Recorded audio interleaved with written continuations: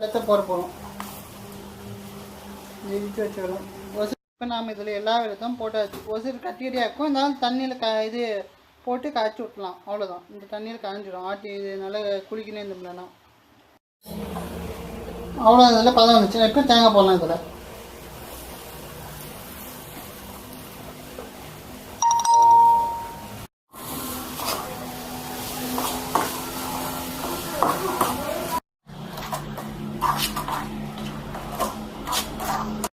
சர்க்கரையில் செஞ்ச தேங்காய் இனிப்பு, பனை வெல்லத்தில் செஞ்ச தேங்காய் இனிப்பு, வெல்லத்தில் செஞ்ச தேங்காய் இனிப்பு எல்லாத்தையும் சாப்பிட போகிறோம்.